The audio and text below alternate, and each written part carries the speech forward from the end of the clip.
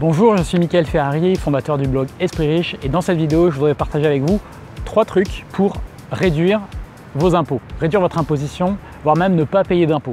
Il y a 3 trucs et seulement 3 trucs qui sont possibles. Alors ce sont des trucs un peu généraux parce que derrière, il y a plein de solutions techniques qui permettent d'appliquer ça, mais c'est les 3 principes les plus importants.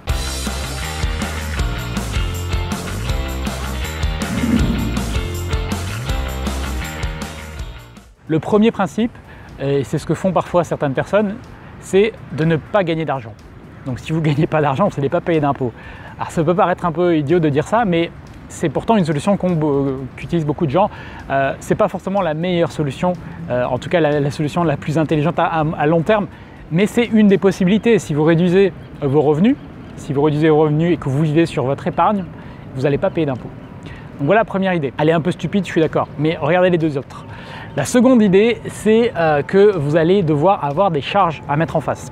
Donc vous pouvez gommer votre impôt sur le revenu totalement si vous avez des charges foncières notamment en face. Si vous avez par exemple un bien que vous détenez en nom propre et que vous le rénovez.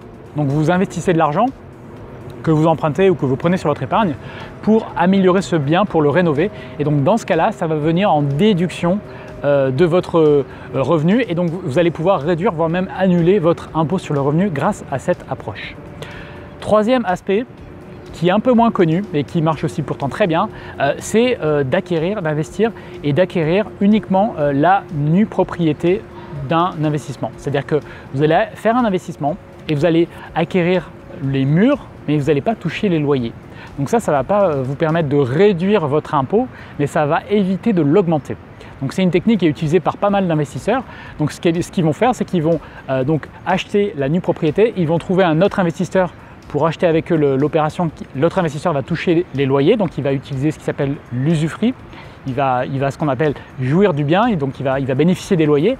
Et donc pendant plusieurs années, 5 ans, 10 ans ou 15 ans, le propriétaire ne va pas être imposé puisqu'il ne va pas toucher les loyers. Et donc dans 15 ans, la nue propriété va rejoindre l'usufruit, et donc le propriétaire aura la pleine propriété et pourra à ce moment-là toucher les loyers. Il sera à ce moment-là fiscalisé, mais peut-être que dans 15 ans, il aura une situation personnelle complètement différente qui permettra d'être taxé à un niveau beaucoup moins élevé.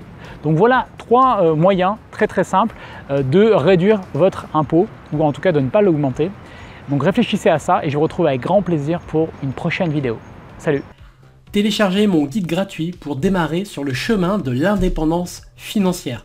Pour cela, vous avez simplement à cliquer sur cette image et vous allez pouvoir télécharger mon guide gratuit, les 3 piliers pour être financièrement libre et rentier.